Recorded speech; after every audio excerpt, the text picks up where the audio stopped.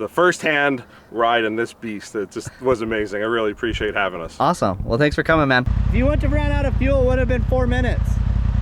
Really? Yeah. How do you figure that? Just to make you mad because you ran out of fuel. And here he goes. Go, Josh, go.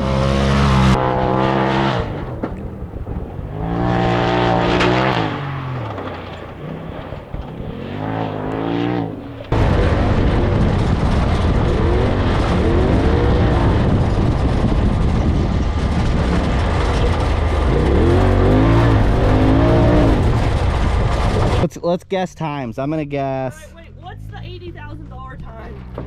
I think it was like a 540 if I remember right, right around that. 541 or like something right like in the low 40s. Okay. And yours is 521? Mine's a 521. So I'm gonna just put him in the 30s. I'm gonna put him in the low 30s. I was gonna say high 30s. I say 37. Okay.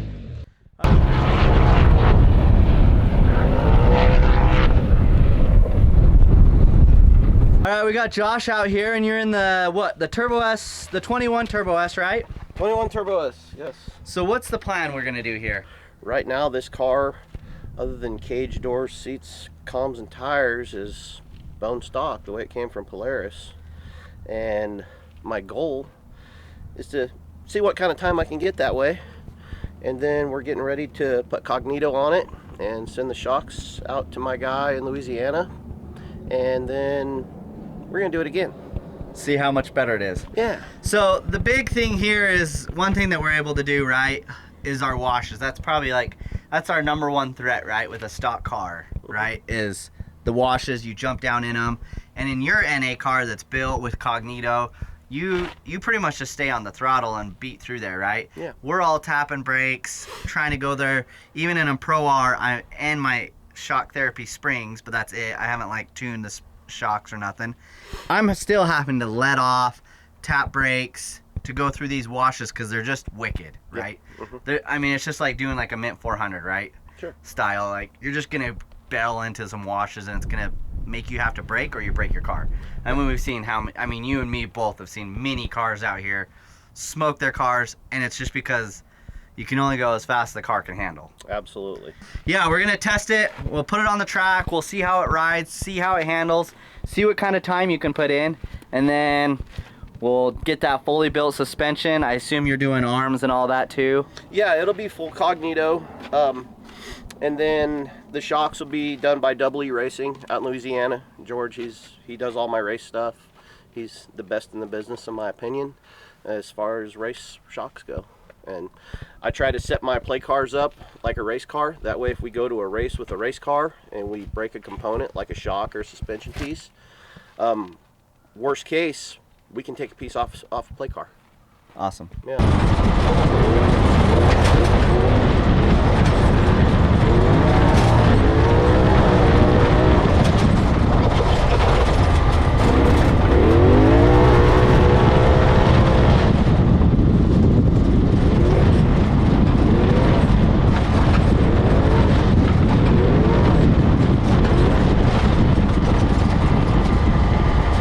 All right, so we got Mike out here with the Beaten Trail. Tell us all about your channel.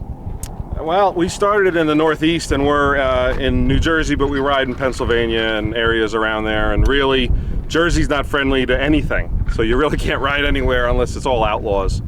And I started out with a little baby, 900, and then just pretty much started recording in the middle of the pandemic. Went out and rode, and where to ride. We ride in famous Reading Outdoors in Pennsylvania, and we started doing upgrades and improvements, and people want to see the trail and the park areas where to ride. They don't want to see us doing tires. We leave that to the professionals, like Desert Side by Side. You guys do all that crazy stuff. I wouldn't say professionals here. Well, professional, but our audience wants to see where to ride, not what we ride. Okay. So that's a big difference with our channel.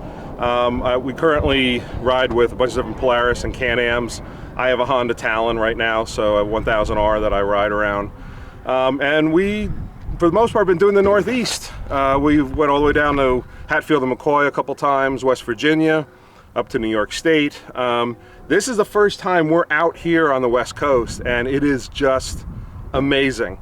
We went for a ride with this machine is just amazing, and we had a great time. We wore the paintball helmet because my check-in was full of all GoPro and photography gear, so I didn't bring a helmet.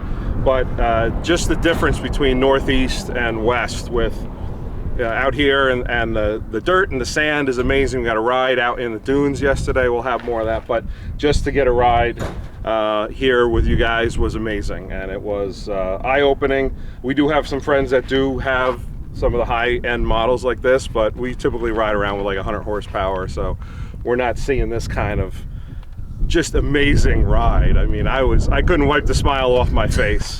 And the track that you guys have here is amazing.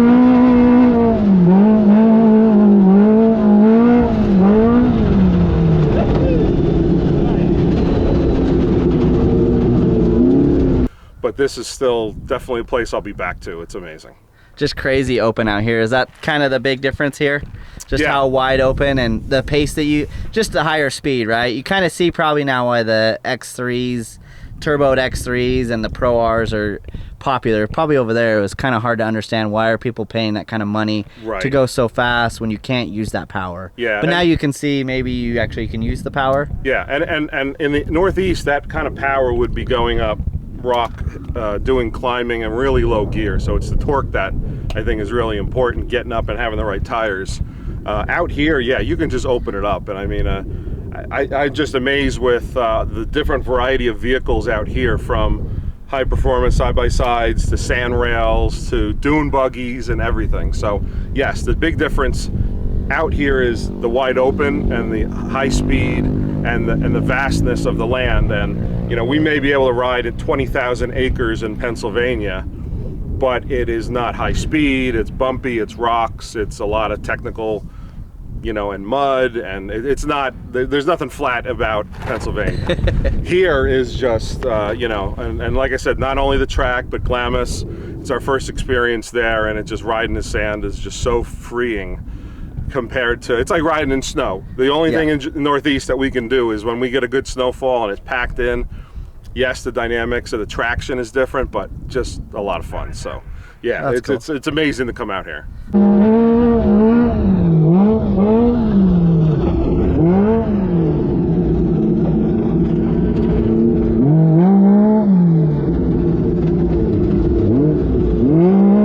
Is there trails that can fit the Pro Rs, apparently? Yes. Okay. Yeah. So in Pennsylvania, the state parks are limited to the DCNR, the Department of Conservation and Natural Resources. They have multi-use parks that are like state, and some are for hikers and some are for, there's dedicated ATV trails. Okay. Those are like 64-inch, right? So even at the Talon 1000R, I'm not fitting there.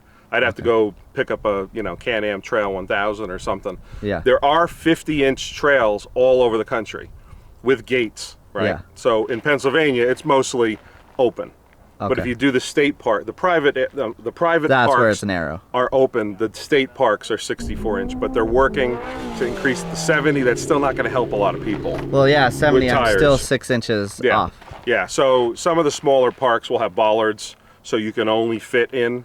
For most of where we ride, there's no width restrictions. Oh, okay. Like when we go to Durham Town, we go to Carolina Adventure World. When we go to Hatfield and McCoy, that's over 1,000 miles of trails. Okay. It's like $50 for the year, which is unheard of, and the trails are maintained. Durham Town has more or less some tracks there, right? Yeah, Durham Town, we did an episode on that. They have trails and tracks, and so they'll have. Where's that exactly? That's in near Athens, Georgia. Now called Georgia Off-Road Park. Okay. It used to be called Durham Town. Yeah. They had a change of management. Well, that's cool.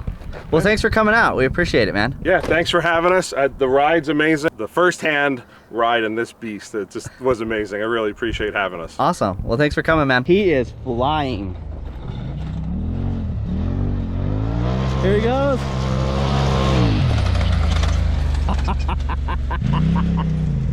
Oh, wow. Did horrible, man. Yeah, I don't think do you want to just put those other tires on before I tell you this time, or? Okay. Yeah. Yeah, you got a long ways to go to beat that Can-Am. Did I? You're like another 10 seconds. Yeah? What did I run? 5:26. 5:26? 5:26? Yeah, you're flying, dude. Freaking move it, dude. You just beat everybody. Now you just beat Chad's time. Sorry, Chad. Now you're like 5 seconds off of me. Dude, you were moving.